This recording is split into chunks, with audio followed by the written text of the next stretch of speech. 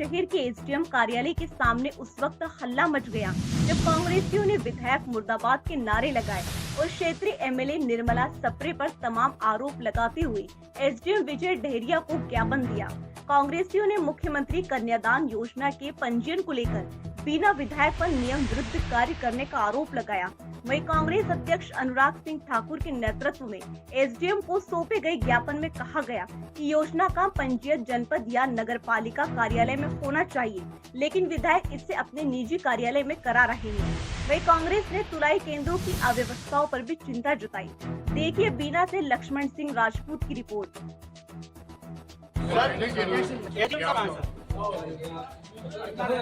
SDM साहब को बुलाओ ना। एसडीएम साहब को बुलाओ। तो हम लोग खड़े हैं। आप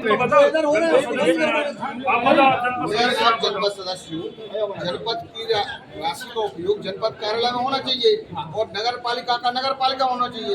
तो जनपद में साहब पंजीयन होना चाहिए, विधायक कार्यालय है क्या? दो मुद्दों को लेकर हम सब कांग्रेस परिवार यहाँ आए थे। पहला मुद्दा तो ये है कि विधायक जी को वैसे तो आदत है कानून का उल्लंघन करने की, वो दल बदल में भी उल्लंघन कर चुकी हैं। अभी उन्होंने क्या किया, एक राजनीतिक हित लाभ के लिए एक फ्लैक्स लगाया और लोगों में अफवाहें फैलाई इस तरीके से कि जो भी मुख्यमंत्री कन्यादान योजना के रजिस्ट्रेशन होंगे वो विधायक कार्यालय से होंगे। और दूसरी बात, उनका जो फ्लैक्स और एक प्रचार तंत्र है उससे ऐसा साफ झलकता है कि जिससे लगता है कि जो 49,000 रुपये की राशि मिलना है वह विधायक जी निजी रूप से दे रही हो जैसे।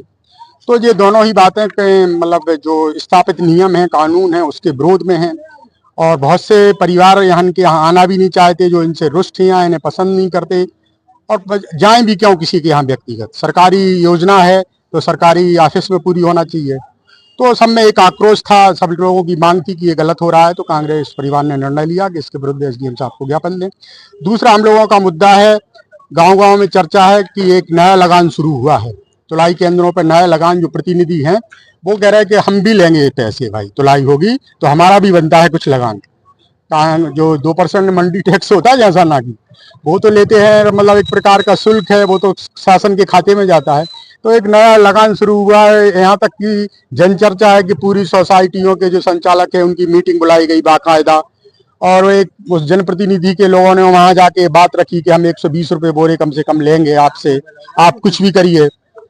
और फिर किसी एक बिंदु पर उनका समझौता भी हुआ और उन लोगों ने वाई शुरू कर दी। और यह बात खुद कई जगह उन संचालकों ने कही कि हमें तो भाई ऊपर जनप्रतिनिधि को पैसे देना है। तो एक भयानक तरीके से लूट जारी है। आप कई केंद्रों पर जाइए और वो इस तरह से होती है कि संचालक कहता है कि हमारे पास बारदाना ही नहीं है, बारदाना नहीं है, कहीं मशीन एक है, ट्रालियां 5-5 दिन खड़ी हैं, किसान मजबूर हो जाता है।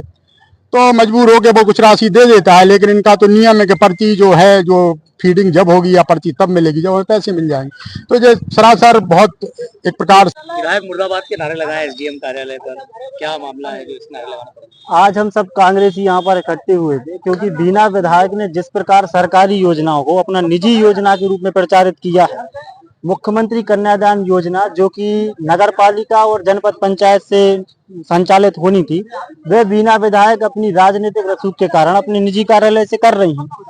विगत दिनों पहले जो इन्होंने दल बदल किया था, उस दल बदल का रोष आज भी बीना की जनता में और कांग्रेस परिवार के लोगों में है, जिससे वे इनके कार्यालय में पंजीयन कराने नहीं जा रहे। इससे सबसे बड़ा कारण तो ये है कि जो लोग पंजीयन नहीं करा पा रहे, इनके कारण वे इस योजना से वंचित रह रहे हैं। दूसरी चीज, जब से इन्होंने भारतीय जनता पार्टी का दामन थामा है, भारतीय जनता पार्टी जो हिंसात्मक रूप से ही योजनाएं करती है जातिवाद धर्म को लड़ाने का, जब से ये भारतीय जनता पार्टी में गई है तब से बीना में गुंडागिर्दी, लूट खसूट, छुरेबाजी, मर्डर की चर्चाएं ज्यादा होने लगी हैं और इनका ध्यान केवल और केवल कमाने पे है। ये लोकतंत्र से ज्यादा नोट तंत्र पे भरोसा करने लगी हैं। इनका सोचना है कि जब तक ये विधायक हैं अपने कार्यकाल में ये अपने घर परिवार के रिश्तेदारों की पेटियां भरवा दें। आज आप देखिए, रिफाइनरी से लेके जेपी तक हर एक जगह से कमीशन फिक्स है भारतीय जनता पार्टी के नेताओं का। आज तक भारतीय जनता पार्टी के नेता कभी रोजगार की बात नहीं करेंगे, कभी शिक्षा की बात नहीं करेंगे, कभी स्वास्थ्य की बात नहीं करेंगे। ये बात केवल हिंदू मुसलमान की करेंगे, लोगों को लड़ाने की बात करेंगे, चाहे हिंदू मरे या मुसलमान, इनका दोनों में फायदा है। हम इसी को लेके आज एसडीएम साहब के पास आए थे। जो ये तानाशाही सरकार में रह के हो रही है, ऐसा लग रहा है कि सरकार और अधिकारी भी बिना विधायक से छोटे हो गए हैं।